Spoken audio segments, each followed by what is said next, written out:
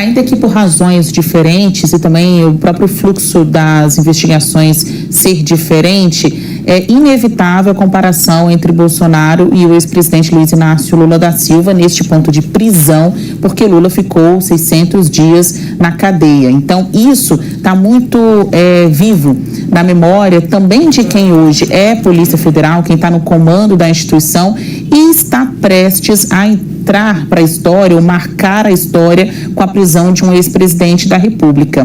Quando o assunto é prisão de Bolsonaro dentro da PF, isso é tratado com muita naturalidade. É algo que pode acontecer, como poderia ocorrer com qualquer pessoa em que as investigações mostrassem provas, corroborassem as suspeitas, os indícios, né? Se houver.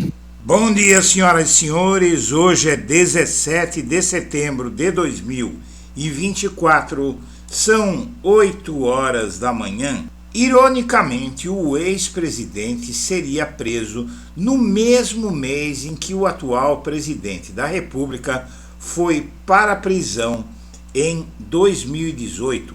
A Polícia Federal vem demonstrando cada vez mais naturalidade em relação a mais do que provável prisão de Jair Bolsonaro, assim como os ministros do Supremo e a Procuradoria-Geral da República.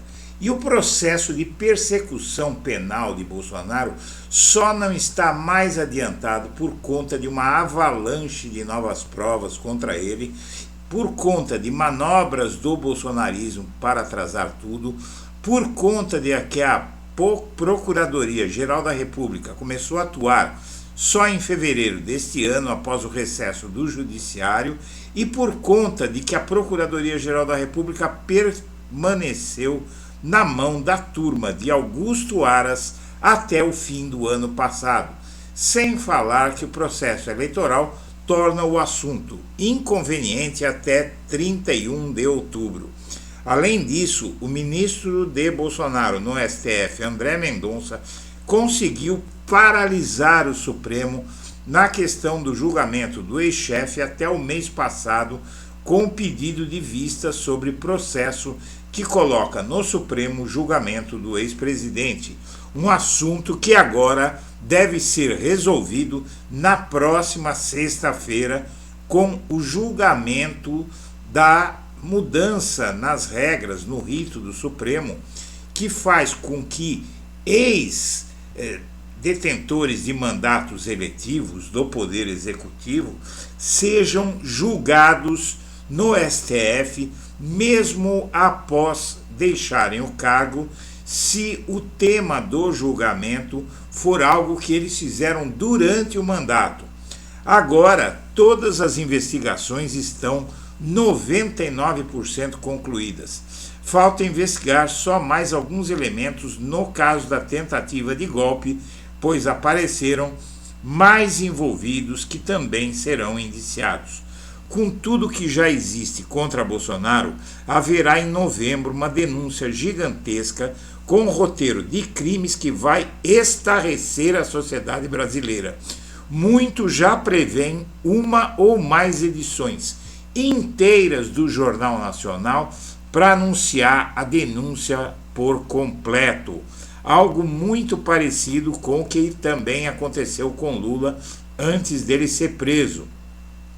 O assunto em questão, eu só quero dizer antes de prosseguir, minha amiga, meu amigo, o assunto em questão é muito complexo, as notícias saem e toda a implicação delas tem que ser reunida como num quebra-cabeça para mostrar tudo o que está acontecendo. O processo contra Jair Bolsonaro é provavelmente o processo penal mais complexo que a República Brasileira viu em muito tempo. Eu, particularmente, não me lembro de um processo tão complexo, com tantas provas e com tantos fatos que vão tendo que ser amarrados um ao outro para mostrar o conjunto da obra. E é isso que eu fiz na edição de hoje, uma tentativa de fazer um resumo sobre uma teia gigantesca de fatos. Antes de prosseguir, eu quero pedir a você que acompanha o Blog da Cidadania que se inscreva no canal, deixe seu like e compartilhe esse vídeo. Bom, antes de mais nada, é preciso falar do seguinte: o que pesa contra Bolsonaro, que já está no ponto de sofrer uma denúncia formal pela Procuradoria-Geral da República?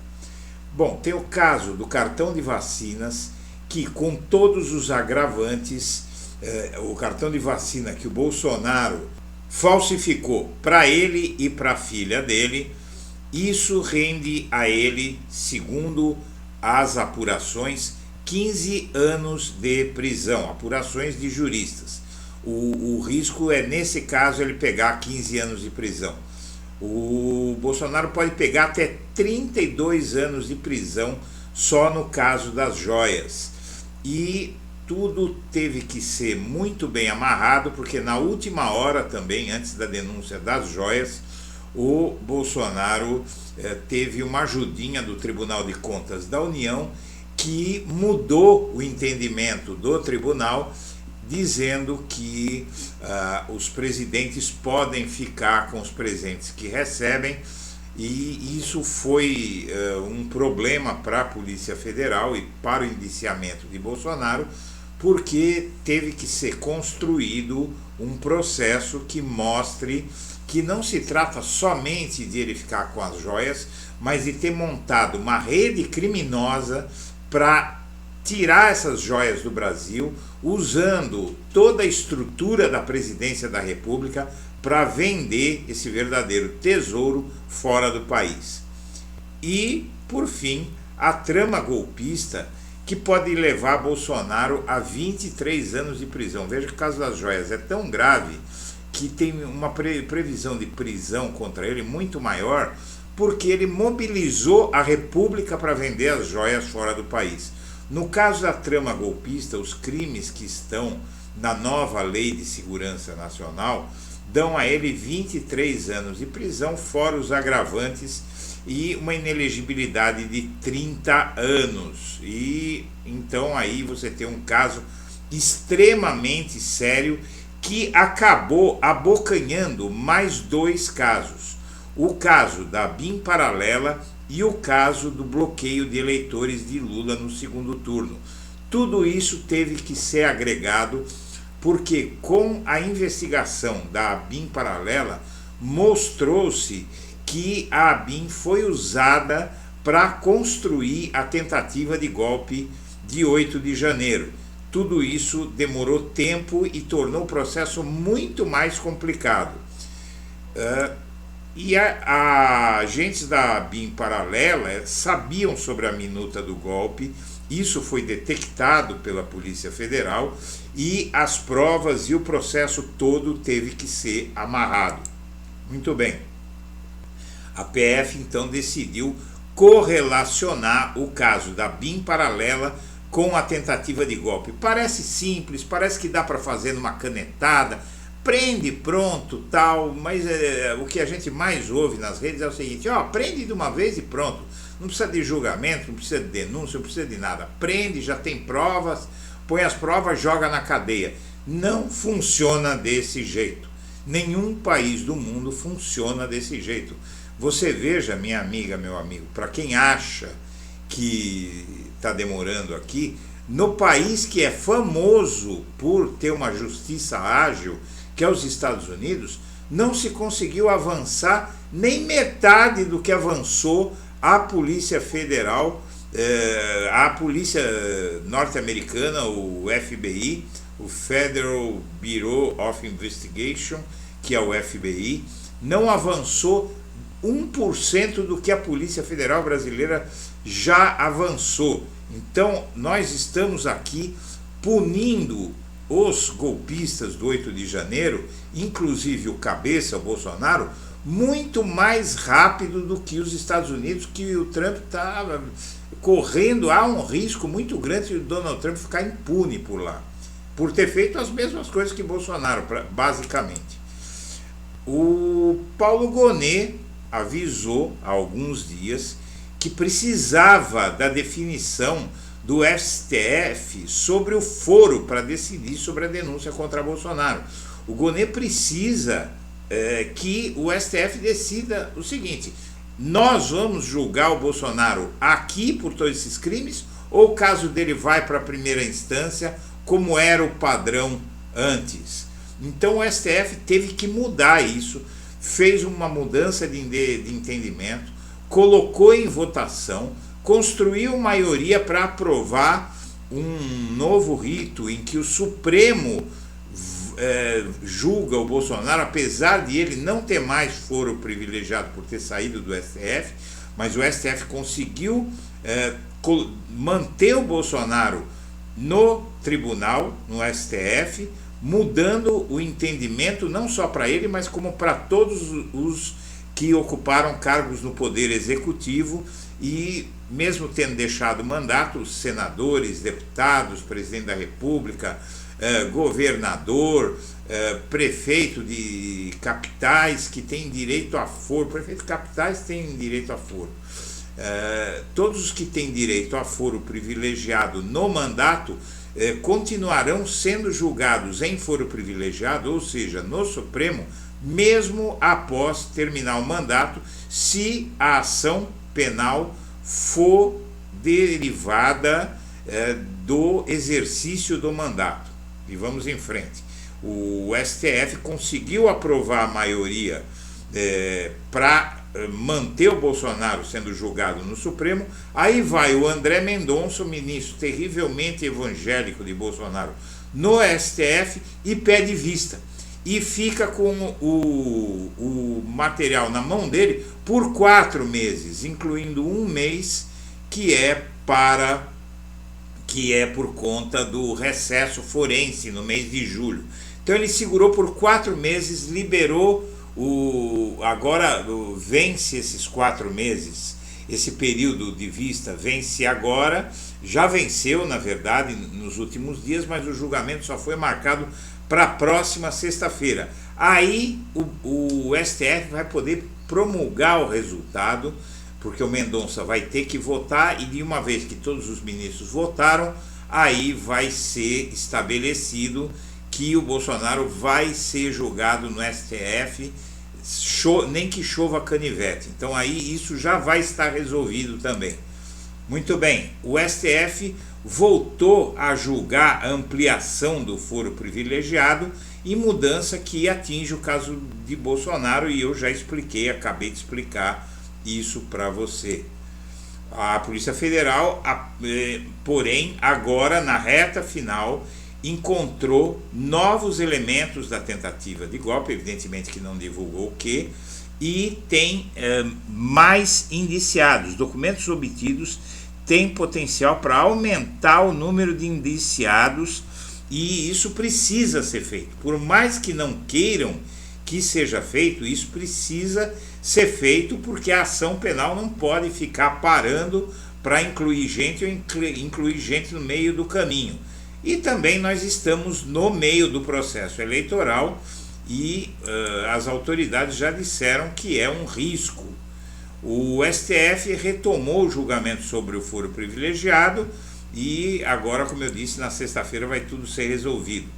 Bom, por conta desse atraso pelos novos indiciados, e também eleições e tudo que eu falei aqui, o novo cálculo da Polícia Federal para os inquéritos que miram Bolsonaro no Supremo é para outubro deste ano. A conclusão de tudo isso é a seguinte: o Bolsonaro vai provavelmente enfrentar o seu julgamento pelos crimes que cometeu por volta de abril desse ano, coincidentemente o mês em que Lula foi preso em 2018. Por quê?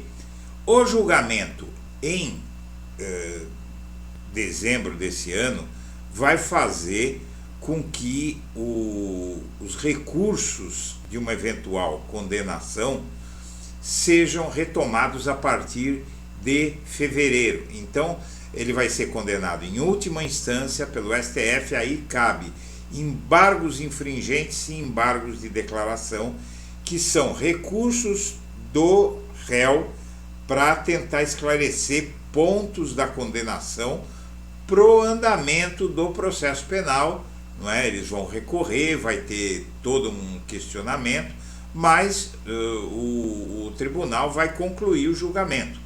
Então aí tem que votar o acórdão, tem que ser apreciados todos esses dois embargos, esses dois tipos de embargos, e aí o STF vai emitir o acórdão, que é a decisão final sobre o processo, e com a promulgação do acórdão, aí é expedido o mandado de prisão. Isso tudo, o Congresso, o Judiciário vai parar em dezembro e vai retornar em fevereiro de 2025. Supõe-se aí que no começo de fevereiro, supõe-se aí que pode levar uns 2 meses todo esse processo para julgar embargos infringentes, vai e volta. É mais ou menos o que aconteceu com Lula, um prazo aí de 60 dias, eu já pesquisei. Então, por volta de abril, final de março, começo de abril, durante o mês de abril, basicamente, seria emitida a ordem de prisão contra Jair Messias Bolsonaro. Esse é um calendário bastante crível, e uma coisa que eu peço a você, eu sei que muita gente não vai acreditar em mim, vai dizer que já desistiu de esperar, tal. A gente entende que as pessoas têm uma certa dificuldade de entender o ritmo da justiça, mas a demora contra o Lula inclusive foi um pouco maior do que essa para prender, mas ele acabou preso porque era uma decisão da justiça. Não importa se ele era inocente, e era, mas havia todo um processo judicial que inclusive foi acelerado contra o Lula e demorou mais do que está demorando do Bolsonaro. Se o Bolsonaro for preso em abril de 2025, e deve ser, o processo vai ser muito mais rápido do que o do Lula. Se você não acredita, faça sua própria pesquisa, que é muito fácil de fazer isso, refazer, é só dar Google, fazer uma pesquisa no Google, você vai ver que aquilo que eu estou falando é fato. Bom, vamos em frente. Desdobramentos. O que já se sabe sobre a tentativa do ataque a Trump? É um maluco ligado que queria inclusive entrar na guerra da Ucrânia, é mais um doido. O Trump, ele atrai muito esses doidos aí, e ele está tentando faturar mais tal, mas a sociedade não está dando, a sociedade norte-americana não está dando a bola para isso que ele esperava que desse. A cadeirada do Datena em Marçal repercutiu na mídia internacional. Veja que vergonha, minha gente. É muito triste, sabe? São Paulo é a maior cidade da América Latina. Isso faz do Brasil um país de idiotas. Bom, vamos lá. Nova pesquisa, a Quest é termômetro da cadeirada. 85% das entrevistas nas 48 horas foi feita após o debate. Na pós-cadeirada, a Tabata vai levar para a TV. Hoje tem um debate no UOL, né? Na Rede TV e no UOL, e vamos ver o que é que vai acontecer. Mas a Tabata aí, porque os homens são muito agressivos e tal. Tudo bem que ela tente faturar, né? O Boulos também vai tentar faturar, porque o Boulos também é homem e ficou de fora daquilo ali. O fato de ter havido aquela baixaria não é por serem homens, é porque, na verdade, são dois idiotas, né? A análise da sabatina do Globo, Valores CBN, diz que o efeito cadeirada alivia a pressão sobre o Ricardo Nunes. O Ricardo Nunes adorou o caso da cadeirada, porque ele, como está na frente nas pesquisas, ele é considerado aí o alvo prioritário de todos. Com a cadeirada ele saiu do foco. A Carmen Lúcia dá mais um passo para o Moro deixar de ser réu primário, vai perder a primariedade. Qualquer coisa que acontecer com ele na justiça, e há outras investigações com ele, ele vai para a cadeia porque deixa de ser réu primário. E ele vai perder a primariedade porque disse que o Gilmar Mendes vendia sentenças, não é?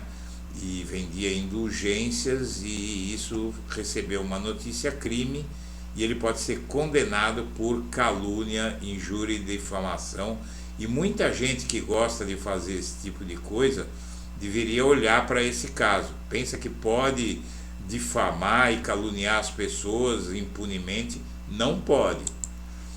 Se estiver de passagem pelo Congresso, você vai ficar chocado, mas é porque a situação do clima diminuiu a umidade, e ali no Congresso tem uma condição em que as pessoas têm uma carga maior de energia elétrica pelo corpo. Todos sabem que todo o nosso corpo está cheio de energia elétrica.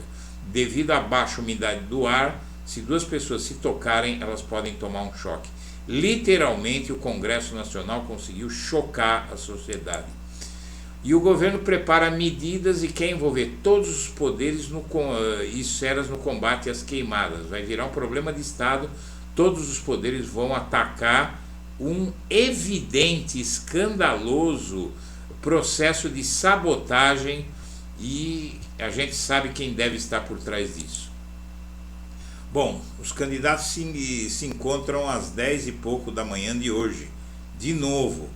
Só se espera que esse Marçal não provoque de novo, não atrapalhe o debate de novo, e se fizer isso, já vai estar escandalosa a passividade da Justiça Eleitoral. Senhoras e senhores, eu agradeço a atenção e deixo meu abraço para todo mundo.